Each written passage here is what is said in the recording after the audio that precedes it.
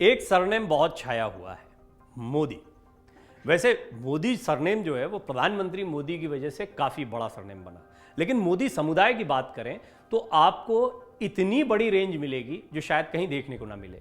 यानी आपको सोहराब मोदी का नाम भी मिलता है, ललित मोदी का नाम भी मिलता है, नीरव मोदी का नाम भी मिलता है, ऐसे बहुत सारे नाम मिलते हैं। और मोदी एक दो नहीं हैं, या जिन भगोड़ों के नामों का जिक्र किया जाता सिर्फ वही मोदी नहीं, बहुत सारे मोदी ऐसे हैं जो देश में काफ़ी विख्यात भी हुए। मोदी समुदाय बहुत बड़ा है, तो मोदी सरनेम क्या एक ही होता है? जी नहीं, मोदी आपको हर जगह मिलेंगे, मारवाड़ियों में मिलेंगे, पारसी तक में मिलेंगे, साथ ही साथ में ओबीसी का अपमान है मोदी सरनेम का, यह कहा गया बीजेपी की तरफ से। लेकिन महत्वपूर्ण बात यह है कि हर मोदी ओबीसी नहीं होता, यह समझिए।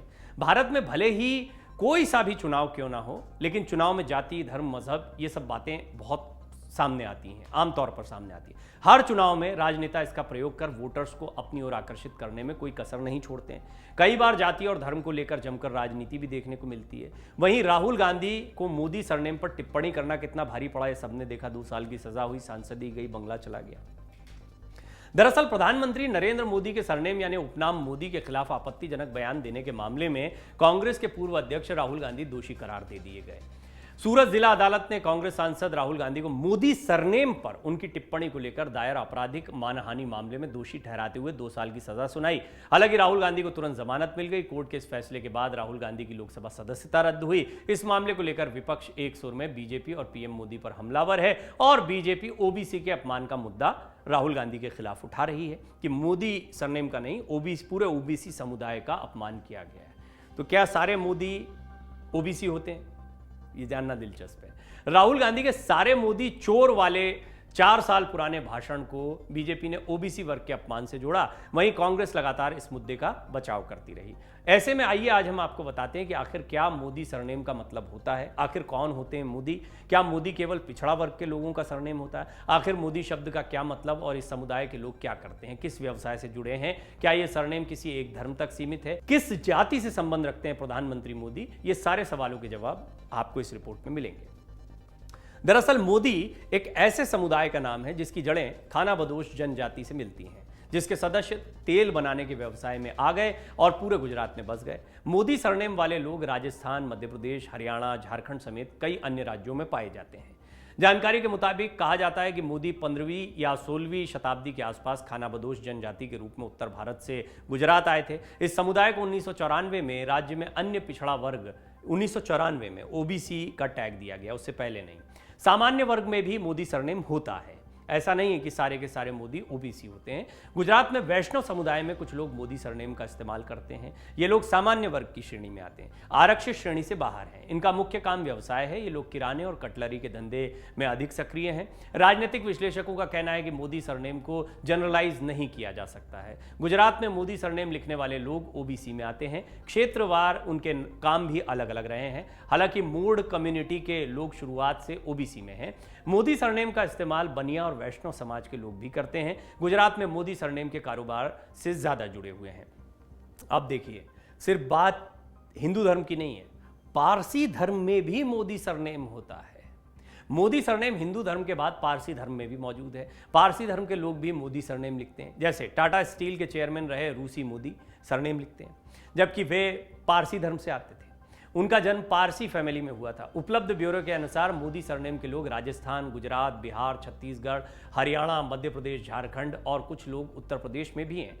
मोदी सरनेम वाली बड़ी हस्तियां कौन कौन सी हैं, उनके ही नाम देख लीजिए। देश के प्रधानमंत्री नरेंद्र मोदी हैं, सबसे ज़्यादा मशहूर हैं। मोदी सरनेम उनकी वजह से ज़्यादा विख्यात है, इसमें कोई दो राय नहीं। लेकिन दर्जनों ऐसी हस्तियां हैं जो मोदी सरनेम वाली हैं और काफ़ी मशहूर हैं।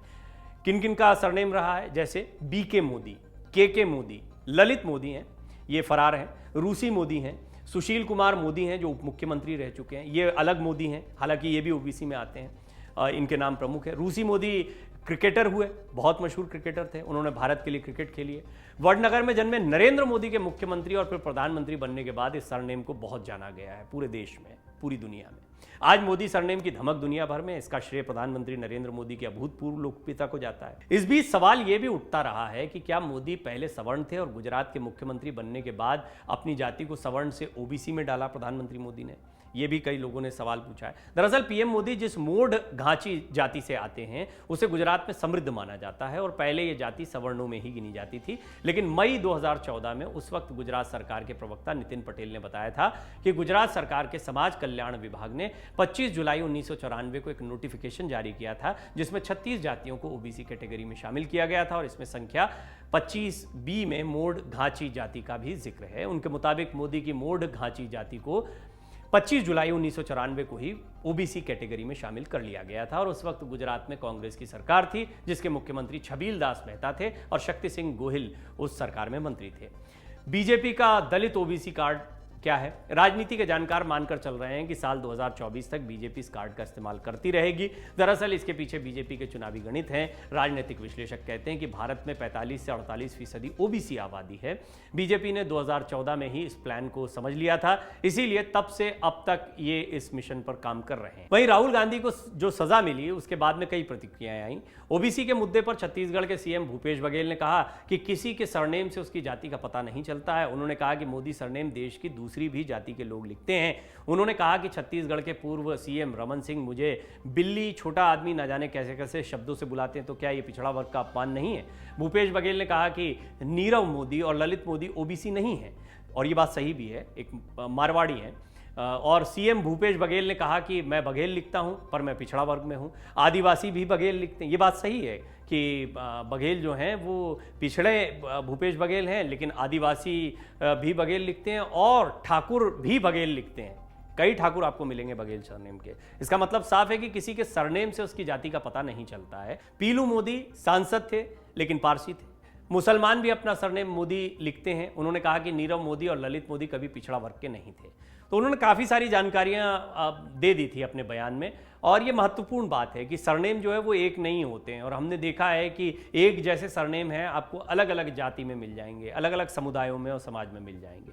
वहीं मध्य प्रदेश कांग्रेस के नेता पीयूष बघेले ने कहा मोदी क्या केवल पिछड़ों का सरनेम होता है? 1949 से 1952 तक उत्तर प्रदेश के राज्यपाल रहे एचपी मोदी पारसी थे। टाटा समूह के उद्योगपति रूसी मोदी का उन्होंने भी जिक्र किया। भगोड़ा ललित मोदी मारवाड़ी है, गुजरमल मोदी परिवार वैश्य है, नीरव मोदी वैश्य है, पिछड़ा वर्ग नहीं है। दिवंगत बैडमिंटन खिलाड़ी सैयद मोदी मुसलमान थे। मशहूर फिल्म अभिनेता, निर्माता और निर्देशक सोहराब मोदी पारसी थे। सोहराब मोदी बहुत महत्वपूर्ण नाम है, शुरुआत में ही मैंने आपको कहा था, वो पारसी थे। वहीं राजस्थान के मुख्यमंत्री अशोक गहलोत ने केंद्र की मोदी सरकार पर हमला बोलते हुए कहा जो लोग देश छोड़कर भागे हैं क्या वो ओबीसी हैं? नीरव मोदी, ललित मोदी क्या ओबीसी हैं? आप नीरव मोदी, ललित मोदी को क्यों बचा रहे हो? तो कुल मिला के ये मुद्दा राजनीतिक रंग तो ले रहा है, लेकिन इस रिपोर्ट के जरिए हमने आपको ये बताने की कोशिश की कि सारे मोदी ओबीसी नहीं होते। अमर उजाला अब आपके टीवी पर भी। अपने स्मार्ट टीवी पर यूट्यूब पर सर्च करें अमर उजाला, चैनल सब्सक्राइब करें और देखें ताजा खबरें, वो भी HD क्वालिटी में।